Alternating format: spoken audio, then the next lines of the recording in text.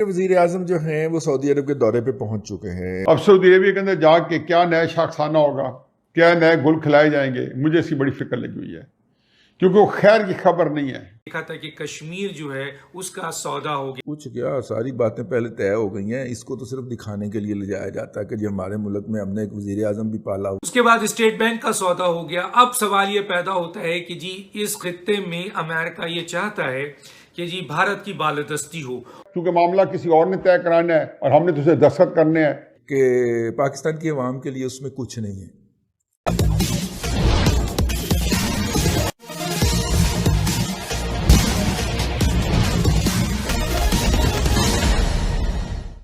पाकिस्तान के army chief Qamar Javed Bajwa के बाद अब वहां के प्रधानमंत्री इमरान खान सऊदी अरब के दौरे पर पहुंचे हैं।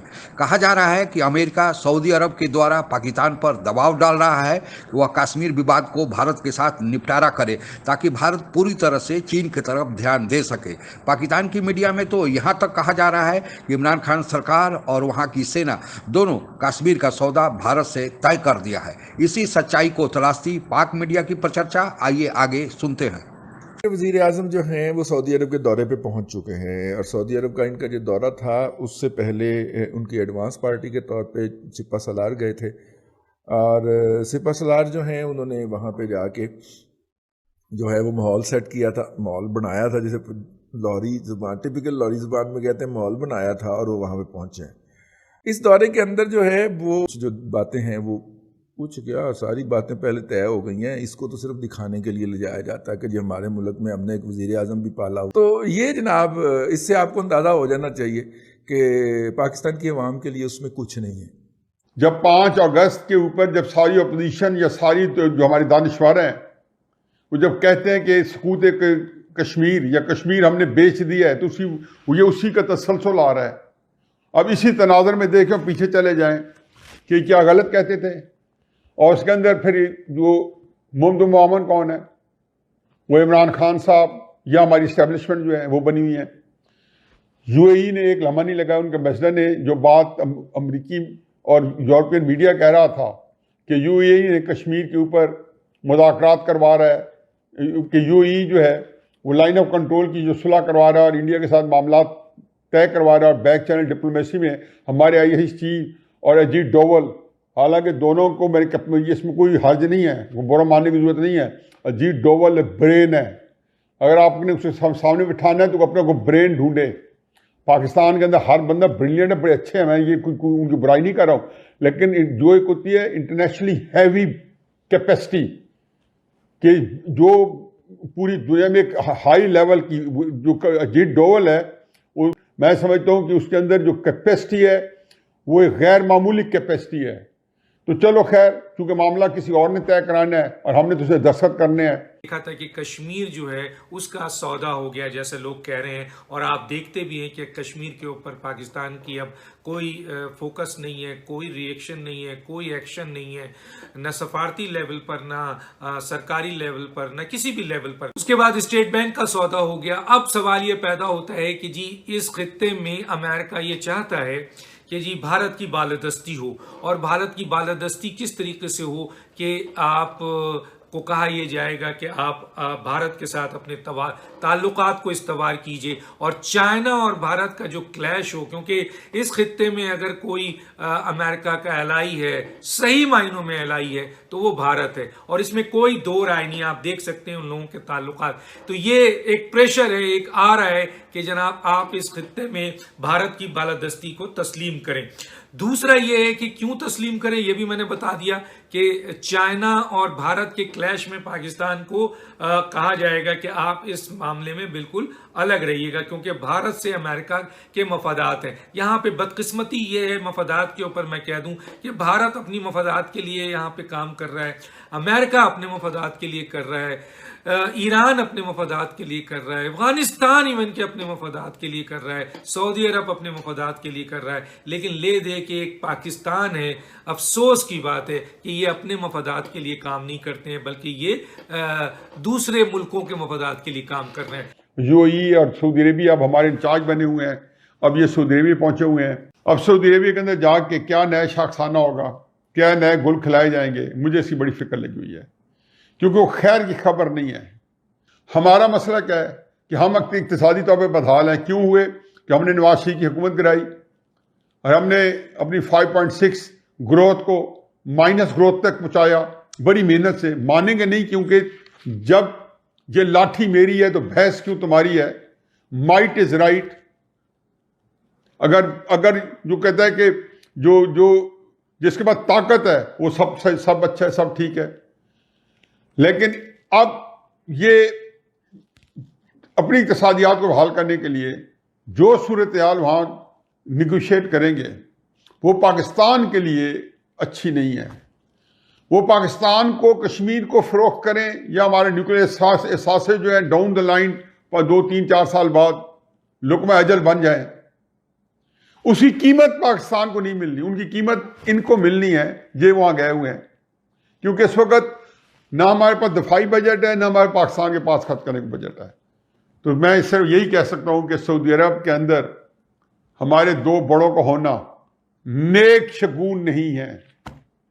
और अगर मैं कौम को ये कहूँ कि जागते रहना, इन पे ना छोड़ना, तो कोई फायदा नहीं। हम इनको कुछ भी नहीं बिगाड़ सकते।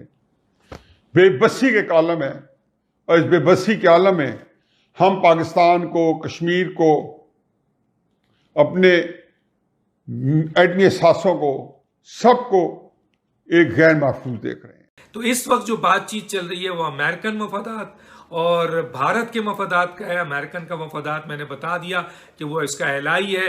चाइना को काउंटर करने के लिए भारत उसका बेहतरीन एलाई है और भारत की बालादस्ती वो आज से नहीं, कई दिनों से प्रेशर था मुख्तलिफ वजीर आजम पर कि जी इसकी बालादस्ती को कबूल किया जाए। लेकिन पिछली जो भी हुकूमतें रहीं उन्होंने इनको बड़ी खूबसूरती से रद्द किया। जाहिर देखने में ये आ रहा है कि ये जो दौरा है, इस दौरे में ये तमाम बातें सामने आ सकती हैं। एक भारत की बालादस्ती है, दूसरा आपका इजराइल का मैटर है, तीसरा जो है वो आपका अफगानिस्तान का इशू है, तालिबान का इशू है, चौथा जो है वो आपका हवाई अड्डे, जो एयर अड्डे हैं वो देने की बात आ रही है।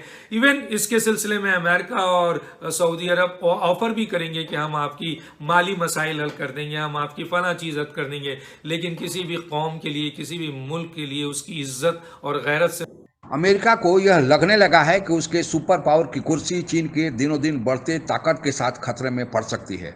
अमेरिका इसके लिए चाहता है कि चीन को किसी तरह रोका जाए। अमेरिका पूर्व में ऐसा कर चुका है। सोवियत संघ भी एक समय में अमेरिका के साथ दूसरा विश्व में सुपर पावर था, पर अमेरिका ने ऐसे चाल चली, ऐसे सोवियत संघ को आर्थिक रूप से कमज़ोर किया कि सोवियत संघ खंड खंड में विभाजित हो गया और आज विश्व में अकेला अमेरिका सुपर पावर की कुर्सी पर बना बैठा है। पर अमेरिका को यह भी पता है कि अगर चीन को रोकना है तो भारत के बिना यह काम संभव नहीं होगा।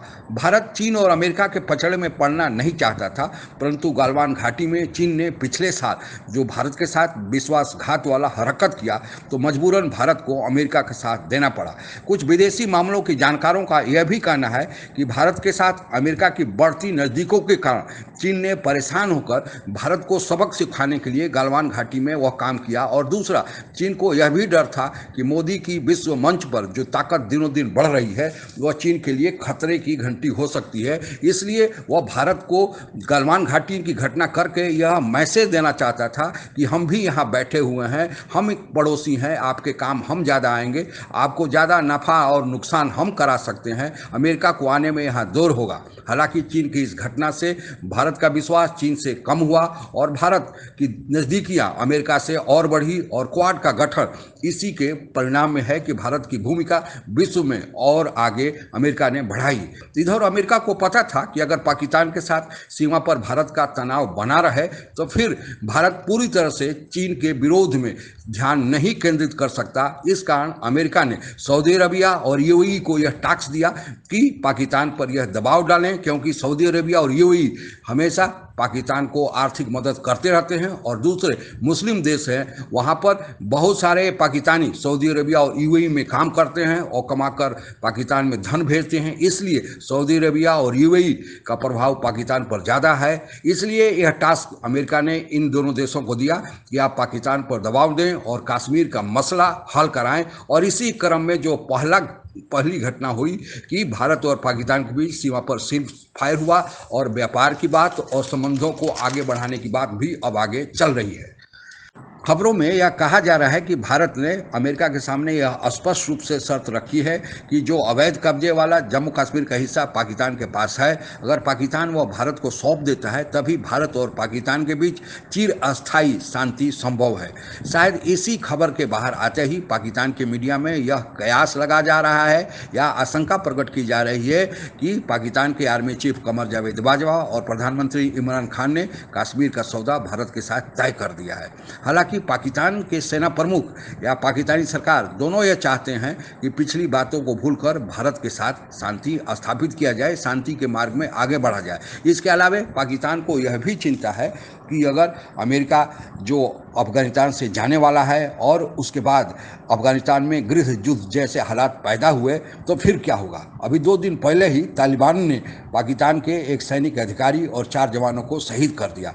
अभी अमेरिका गया नहीं तभी तालिबान यह हरकत करना शुरू किया। अगर अफगानिस्तान से पूरी तरह अमेरिका चला गया तो फिर क्या हालत आगे होने वाले हैं। इसलिए पाकिस्तान यह चाहता है कि एक साथ उसके लिए संभव नहीं है कि भारत और अफगानिस्तान के सीमा पर दोनों तरफ वह ध्यान दे सके। इसलिए भारत के साथ शांति समझौता करना कि एक सीमा शांत हो जाए भारत से लगने वाली, उसकी अब मजबूरी बन गया है। इसके अलावा पाकिस्तान के भीतर अलगाववाद के विशेषकर बलूचिस्तान में आंदोलन चल रहे हैं। साथ ही वहाँ पर धार्मिक चरमपंथियों की सक्रियता भी पहले से ज़्यादा बढ़ी है। इसके लिए निपटने के लिए वहाँ सेना की ही जरूरत होगी। अगर भारत के साथ भी तनाव बना रहा, अफगानिस्तान सीमा पर भी तनाव बना रहा, फिर तो पाकिस्तान को यह निपटने के लिए बहुत ही मुश्किलों का सामना करना पड़ेगा। इसलिए भारत के साथ सुलह करना पाकिस्तान की ज़रूरत नहीं, मजबूरी भी बन गया है। हम तो यही कामना कर सकते हैं कि जो अवैध कब्जे में पाक ऑक्युपाइड कश्मीर और गिलगित बल्टिस्तान वाला इलाका पाकिस्तान के पास है वह भारत को सौंपे, भारत के साथ अस्थायी शांति बहाल करे और फिर दोनों देश मिलकर विकास के मार्ग पर आगे बढ़ें। यही इस इलाके की भलाई में है, विश्व की भलाई में है और दोनों देशों की भलाई में है और दोनों देशों की जनता की भलाई में है। आज के लिए बस इतना ही। आप अगर हमसे जुड़ा रहना चाहते हैं तो कृपया मेरे चैनल को सब्सक्राइब करें तथा बेल आइकन भी दबा दें ताकि नई वीडियो की जानकारी तुरंत आप तक पहुंच जाए। धन्यवाद। जय हिंद।